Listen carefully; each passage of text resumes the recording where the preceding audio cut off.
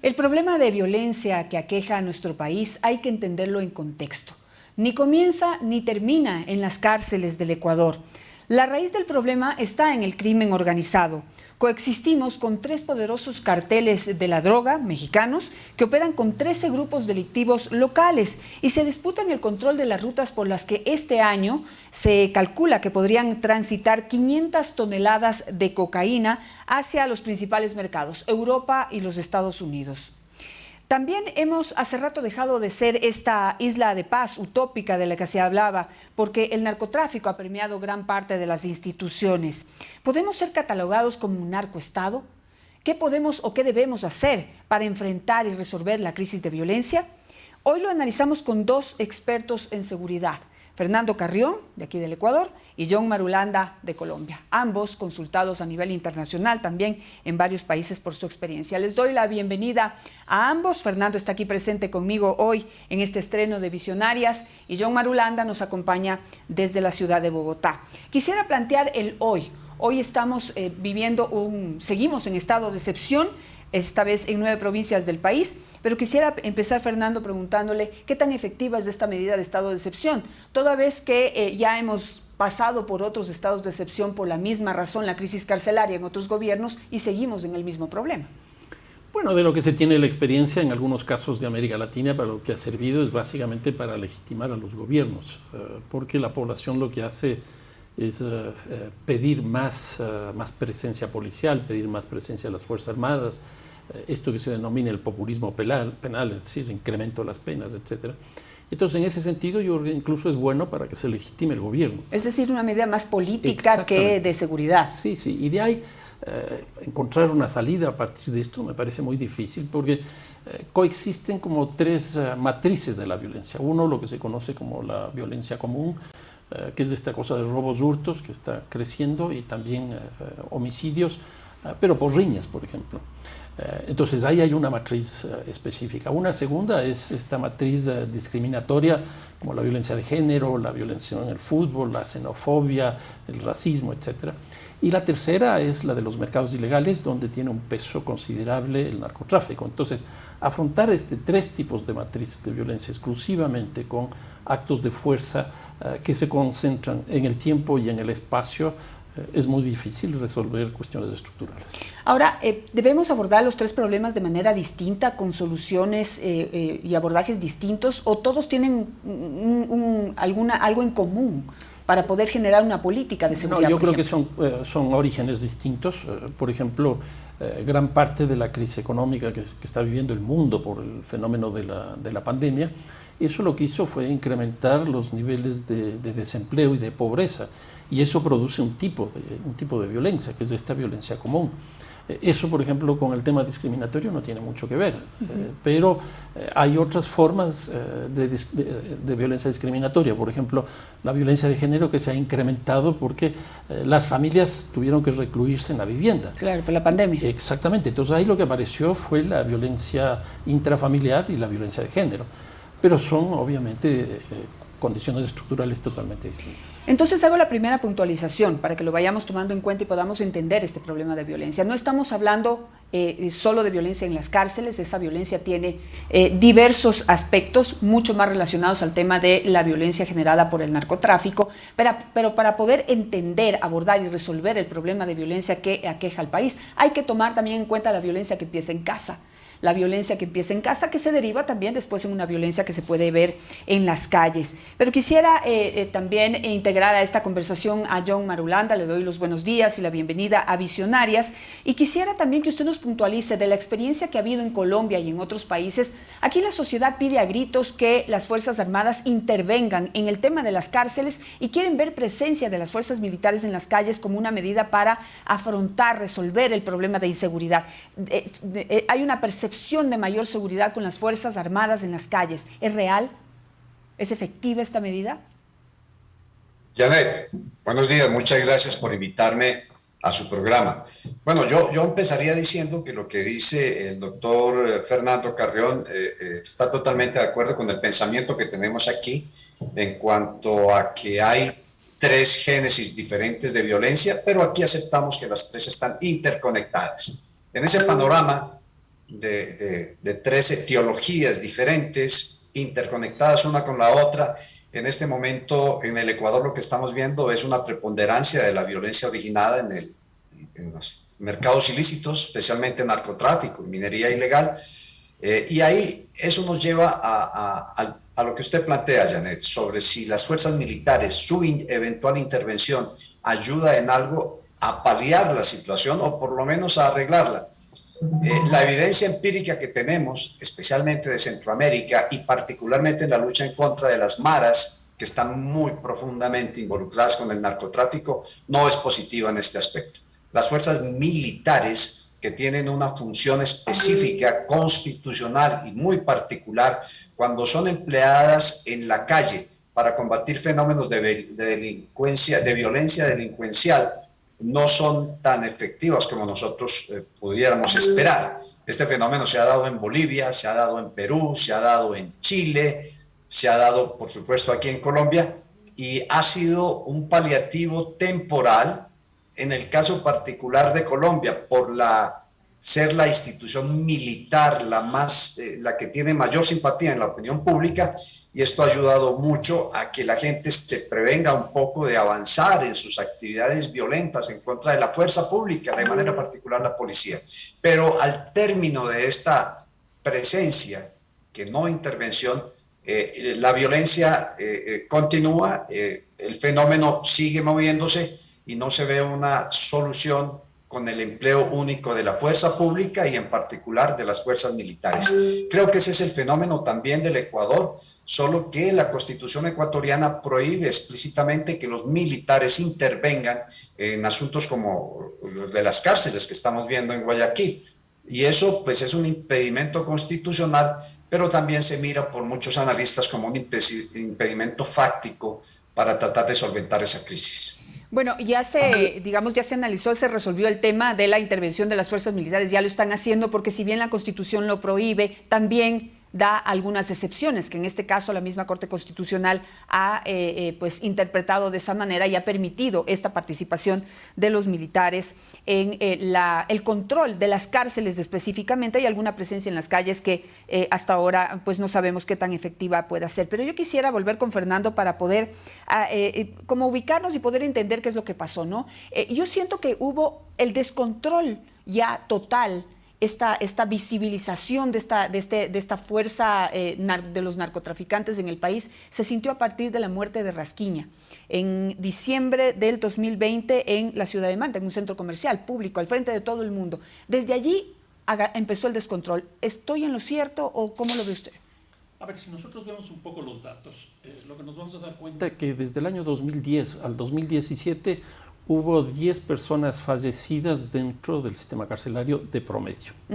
10 por año de promedio. En el 2018 sube a 15, es decir, pasamos de 10 a 15, se incrementa el 50%, que es bastante. El siguiente año, 2019, pasamos a 32. Aquí ya se duplica el número de personas fallecidas. Y en el 2020 pasamos a 52.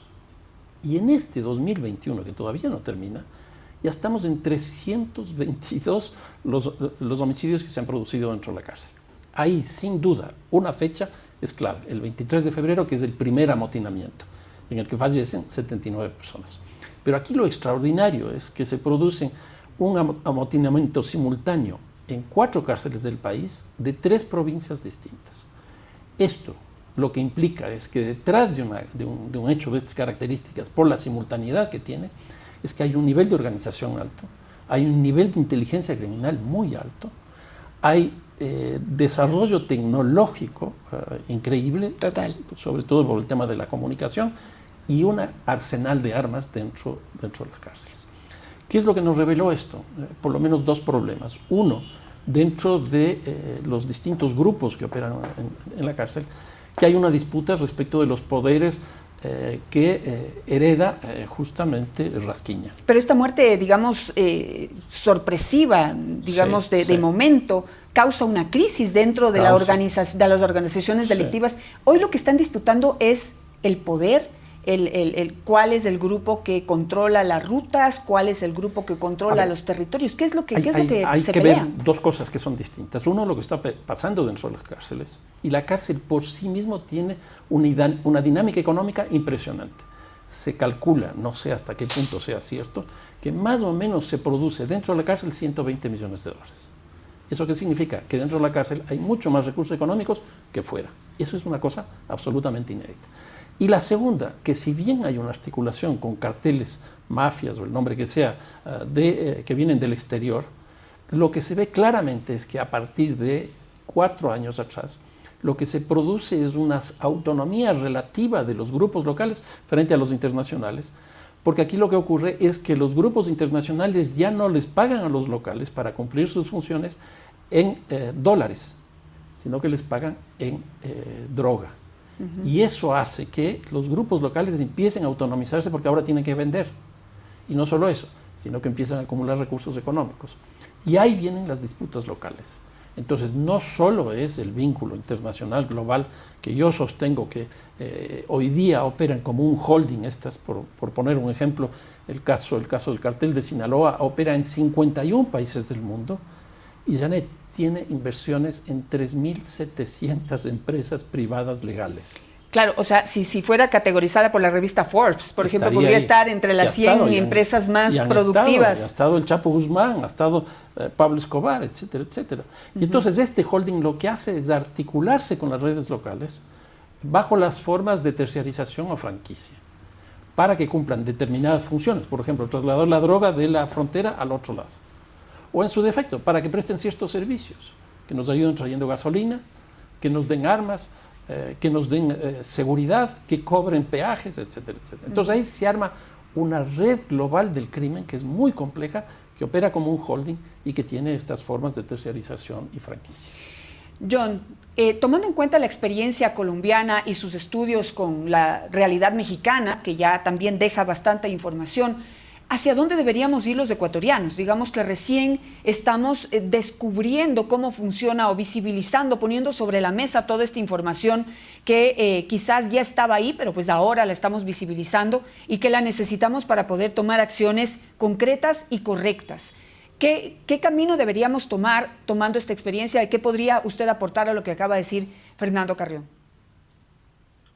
Bueno, básicamente en Colombia no podría decir que pasamos por esa misma época porque aún la vivimos, aún tenemos problemas carcelarios serios en Colombia, pero hubo varias decisiones que ayudaron a aliviar esto. Vale la pena aclarar que el gran capital que se mueve dentro de las cárceles es básicamente por el consumo de droga como alivio y como escape a la presión que se siente, especialmente cuando hay tanto hacinamiento. Y eso nos llevó a nosotros a plantear la construcción física de cárceles de alta seguridad que de alguna manera empezaron a aliviar la presión de todos los detenidos hacinados con todos los problemas que el hacinamiento trae y a oxigenar un poco su situación y de esa manera aliviar la violencia que estaba creciendo. De modo que la planta física es uno de los problemas que hay que solventar. El hacinamiento es el caldo de cultivo ideal para todas estas erupciones de violencia que estamos viendo. Y aquí en Colombia se crearon 4 o 5 cárceles y se están construyendo más cárceles en contra del discurso tradicional de la izquierda, que no hay que construir más cárceles, sino educar al niño, lo cual es cierto, pero en la situación real, esa fue una parte de la, yo no diría de la solución, pero del alivio que hemos tenido en Colombia respecto a ese problema. Otra parte también, y hacemos referencia a la intervención de los militares, que tú, Janet, ya aclarabas, fue la creación de cuerpos especiales de intervención dentro de la guardia carcelaria. Ya no es el guardián común y corriente el que tiene que lidiar con esto. Cuando hay estos brotes, estas erupciones de violencia, son unidades de la guardia carcelaria entrenadas, equipadas, preparadas para lidiar con este tipo de fenómenos, algo que también nos ha dado resultados efectivos en lidiar con todo este problema. De modo que aumento de la plaza física, especialización de la guardia carcelaria y, por supuesto, un diseño estratégico de apoyo por anillos de la policía, de las fuerzas militares en el anillo exterior para lidiar con este tipo de brotes, pues que no se han acabado en Colombia, pero que realmente se han disminuido y que ahora están viviendo ustedes en el Ecuador. Ahora tenemos acá un problema, digamos que no sé si es más grave, no sé cómo están organizadas las cárceles y la distribución de los capos de la droga o estos líderes delincuenciales, y qué podríamos hacer acá, porque aquí resulta que todos están juntos, no solamente en la misma cárcel, en el mismo pabellón, y da igual si están en un pabellón o en otro, porque no hay como esta división incluso física de distribución física de la penitenciaría del litoral, por ejemplo. Es decir, están muy mal diseñada la cárcel, lo cual ha complicado mucho más el control del tema. Y cuando se habla de trasladar a otras cárceles a los capos que están ahí, también hay unas amenazas y unos alborotos de llevar esa violencia ya mucho más presente y dura a las calles, lo cual entiendo frena al gobierno, que pues se juega ahí no solamente la seguridad, sino un capital político importante. ¿Qué podemos hacer ahí, tomando en cuenta esta particularidad del Ecuador en este momento? No, me referiría de nuevo a lo que es la planta física carcelaria, que es uno de los elementos constitutivos que juega en todo este fenómeno.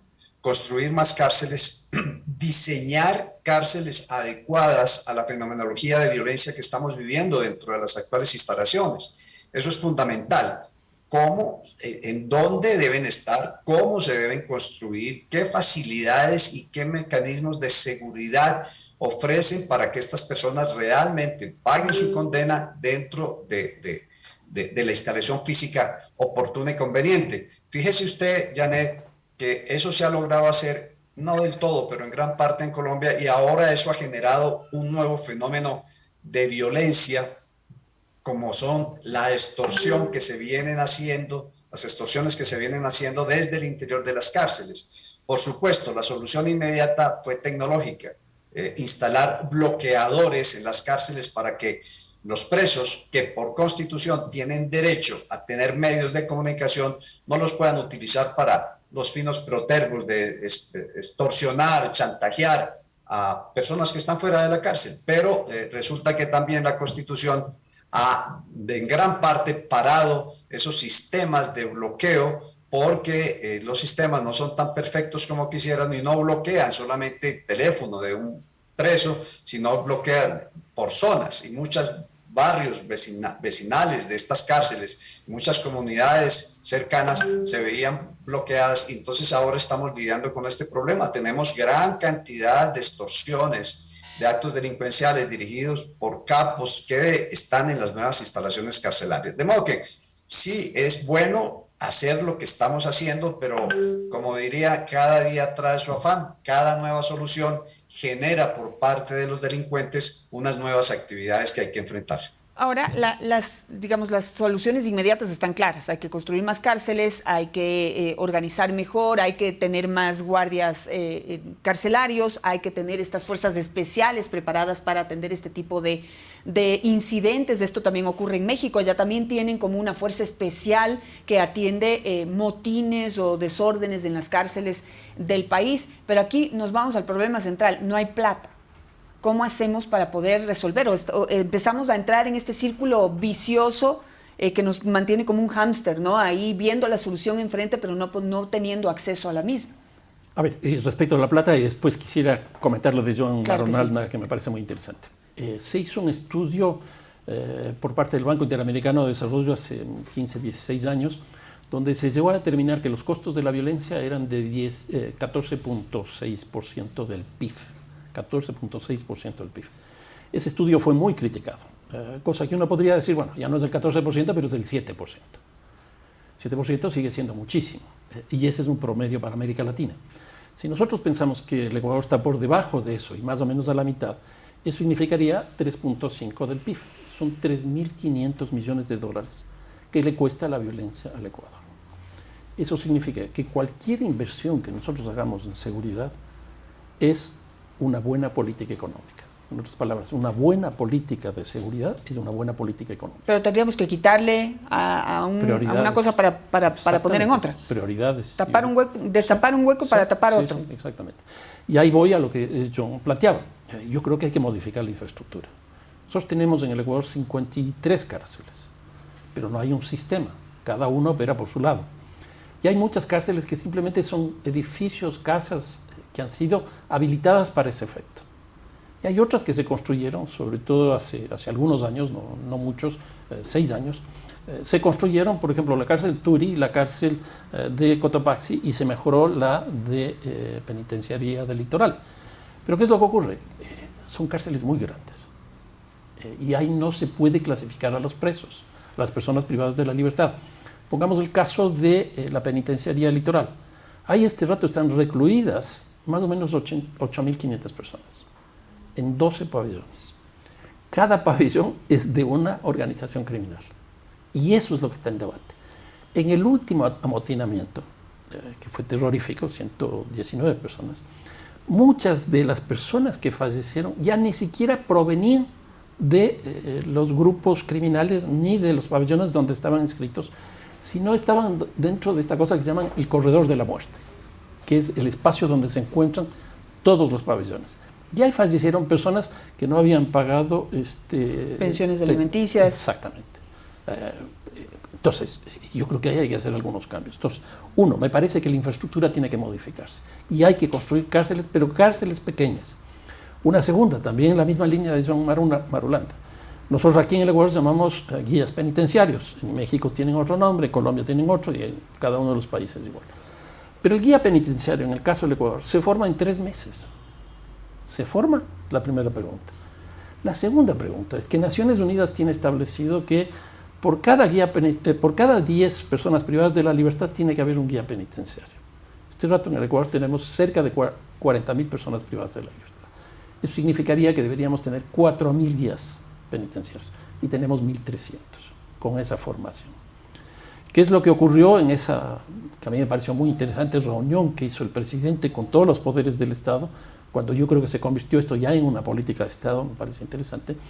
Pero ahí lo que planteó el presidente es que tienen que entrar las Fuerzas Armadas, la policía y quedarse para siempre. Yo creo que eso técnicamente no es bueno, a pesar de que legalmente tampoco es bueno. Aquí hay que contratar 4.000 guías penitenciarios, hay que invertir. O sea, sin invertir no vamos a salir de esto. ¿Por qué? Porque en las cárceles, como decía, son 120 millones de dólares que manejan las cárceles. Janet, antes nosotros teníamos lo que se llamaba el caporal. Claro. El caporal no era otra cosa que un mediador entre la política pública, el Estado y las personas privadas de la libertad. Ese caporal ha sido reemplazado por la mafia. Hoy día, persona que entra a la cárcel tiene que pagar $250 mensuales. Multipliquemos 250 por 40.000, ya es una cantidad interesante. Claro. Ayer me enteré que están vendiendo informes médicos en $6.000, porque el presidente ofreció que las personas que tengan enfermedades terminales o catastróficas, etcétera, podría darles... Ya viene la viveza ahí. Viene la viveza, pero $6.000. Un arma dentro de la cárcel cuesta entre $1.000 y $8.000 dependiendo del tipo de arma y dependiendo del momento. Claro. Entonces, lo que tenemos dentro de la cárcel es un mercado muy, muy fuerte que tiene que ser enfrentado con otros recursos. No le queda más remedio que el gobierno invierta en este tipo de cosas, porque como dije hace un momento, una buena política de seguridad es una muy buena política económica. Y ahí viene mi siguiente pregunta, si parte de esta política de seguridad y estas soluciones inmediatas debería ser un diálogo. Ya se ha planteado el plan Rescate Ecuador y el punto número 1 dice, se iniciará el proceso de pacificación a través del diálogo. John, de acuerdo a su experiencia, ¿el diálogo con quién? ¿Hay que dialogar con los capos de la droga? ¿Hay que dialogar con los líderes de estas bandas delincuenciales? ¿En qué términos? ¿Qué se debe plantear? ¿Cómo lo ve usted? Pues Janet, aquí en Colombia tenemos amargas experiencias con eso del diálogo. Y cuando lo digo, hago referencia directa a los grupos, a los carteles narcoterroristas de las FARC y el ELN, que han venido desde su fundación en los años 60 hablando de que matan gente porque quieren hablar. Y actualmente seguimos en lo mismo. De modo que dialogar es una premisa muy fácil de decir, pero muy difícil de implementar. Dialogar con delincuentes, entonces, ¿para qué está la ley? Se entiende que el que delinque, el que está fuera de la ley, lo primero que tiene que hacer es someterse a la ley. Y es probable que se le haga una rebaja, un acomodo, lo que sea, por su buena voluntad, pero dialogar con ellos por dialogar para obtener un proceso de paz sin que la ley se tenga en cuenta está totalmente fuera de un concepto de un Estado moderno. Los delincuentes, y ahí hay un problema que es vital en todo esto. Si decimos que el narcotráfico o el dinero de la ilicitud es el combustible de toda esta violencia, la justicia, el aparato de justicia no es menos importante en toda esta fenomenología. No se entiende, como decía Fernando, que la mayoría de muertos ahora no son los capos de los diferentes carteles que imperan en la cárcel, sino gente que está circunstancialmente ahí por delitos menores. ¿Qué hacían ahí? Son Así víctimas, entre comillas, inocentes. ¿O qué pasó? La justicia, las penas, todo ese aparato que se pone a disposición del ciudadano tiene que también analizarse a la luz de los acontecimientos actuales. Y John, tomando en cuenta un elemento muchísimo más grave, aquí la justicia ni siquiera actúa. Casi el 50% de los presos no tienen sentencia. Y muchos de ellos murieron ahora, y eso da paso para otro tema de análisis, que va a ser las demandas que esas familias tienen absoluto, total derecho de interponer en contra del Estado ecuatoriano por la falta de protección desde este derecho a tener una sentencia a tiempo. Pero bueno, esa es la realidad. Tengo que ir terminando con este diálogo, pero ya empezamos mal, Fernando. De acuerdo a lo que dice John, el plan Rescate Ecuador empieza planteando que hay que lograr una pacificación a través del diálogo. No especifica con quién, pero ya estamos viendo que de la experiencia de los otros países ese no es el camino. Yo aquí me diferencio un poco de John. Yo sí creo en el diálogo. Ahora, no es fácil porque primero hay que identificar las partes del diálogo. Y aquí tenemos un conflicto que es muy complejo. No es un diálogo exclusivamente de los carteles, los grupos, las mafias con el Estado, sino que también tiene que haber un diálogo entre ellas.